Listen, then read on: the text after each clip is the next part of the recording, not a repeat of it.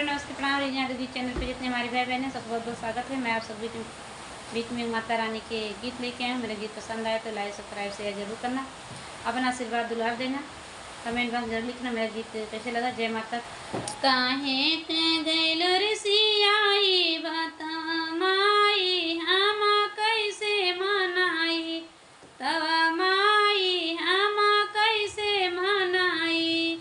काहे के गैलो ऋषियाई बतव मैया माँ कैसे मनाई, बतव मैया माँ कैसे मनाई। गुलहल के फूल मैया भंवरा झूठा रे, भंवरा झूठा रे मैया भंवरा झूठा रे।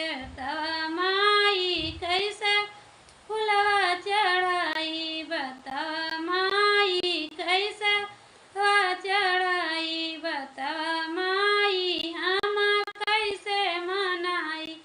तवा माई काहे गयो ऋषियाई, बतवा माया माँ कैसे मनाई।